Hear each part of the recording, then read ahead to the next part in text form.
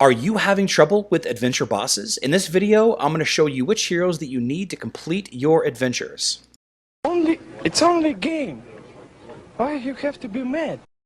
What is up, heroes of Dominion? My name is Charlie. This is Hero Wars Central, and in today's video, I want to discuss adventure bosses and the best way to defeat them. If this is your first time joining me on YouTube, I do educational Hero Wars and Hero Wars mobile videos about both, all the platforms of the game. However, this is a Facebook-focused video. If you're interested in hearing about how to defeat bosses on adventures, mobile players, more than welcome to stick around. Leave a like and a comment before you head out. But this is going to be for the browser. Now, guys, these bosses elevate in difficulty from the first adventure all the way up to Adventure 12 and Adventure 13, but they all generally have the same boss boost. And I've got side by side here the chapter 1 boss, which is a corrupted Galahad, versus a chapter, I believe this is the chapter 12 corrupted Cleaver. And some things stand out here that maybe you guys haven't taken the time to really look at and think about objectively with the team that you're trying to bring against them.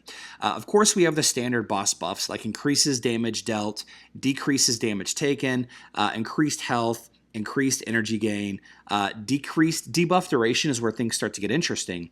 But that plus the no attack can damage the boss for more than 1% of health and the immune to energy reduction skills, I think is what people get tripped up on the most.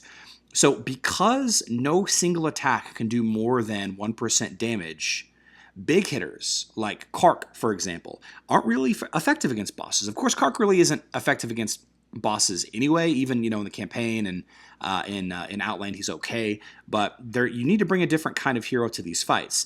Since we're focused on doing basically 100 hits at 1% of max health, or or more or less, or whatever you want to call it, the damage over time heroes in the game are going to be king fighting these bosses.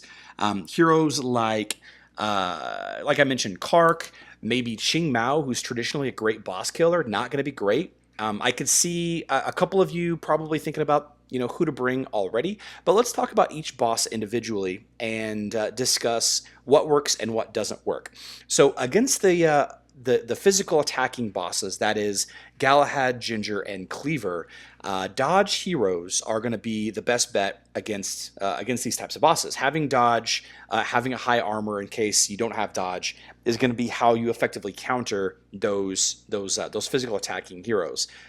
Having a strong Aurora, having a strong Kane, having a strong Yasmin are going to really be strong against those things. And in fact, Yasmin's probably the best bet against all of the physical damage bosses, and maybe even the Orion, the magical damage boss, because of her massive damage over time. It just keeps on ticking. If she keeps dodging, she keeps getting energy, she keeps applying that pure damage poison debuff.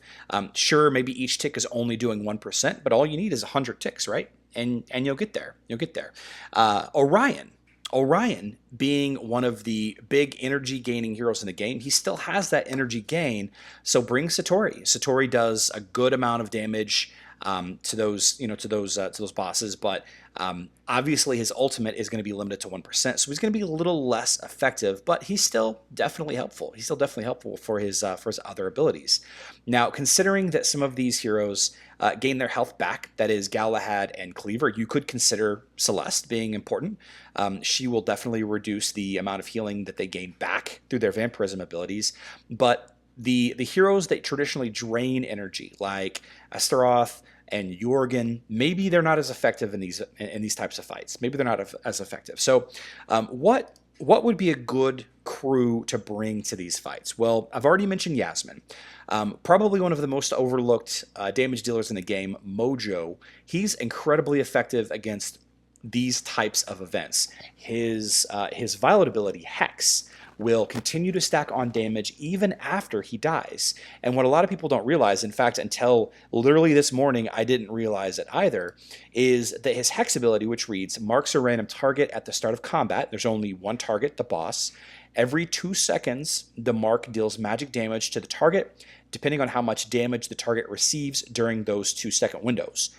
And this is all damage. So Mojo's Violet ability does magic damage, but it counts all damage, physical, magical, and pure, done to these bosses in that 2-second window. And even if Mojo dies, his hex is still going to be active. So all you really need to do, you don't need to invest heavily into Mojo. All you really need to do is get him up to level 130 and max all of his skills, and you'll be great, including that Violet skill. You'll be great. He does a little bit of damage, he does a little bit of healing here and there. He also, has a chance to stun, but stun debuffs being reduced doesn't really matter as much. But Mojo is going to be incredible. Level up Mojo, just get him to 130, buy up all of his skills. He's going to be great to bring to the fight. Mojo plus Yasmin. And then the rest of your team, just think about who else does damage over time. A hero like Maya could be extremely effective. Ju. Martha is going to be great. If each hit can only do 1% damage, then if all of your attacks are sped up, you're doing those 1% damage hits more frequently. Martha is going to be extremely handy. Martha's going to be extremely handy. Who else does damage over time? You could potentially do Heidi. Heidi would be good. You could potentially use Kira. She does, a lot of small hits, damage over time with some pure damage. But that's kind of how you do it. That's kind of how you do it. So adventures can be tough. I currently have not ever completed Adventure 12 on any of my accounts. I'm working actually through it today for the first time.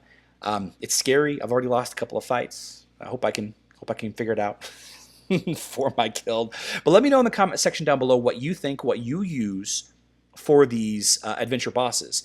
Maybe I'm way off.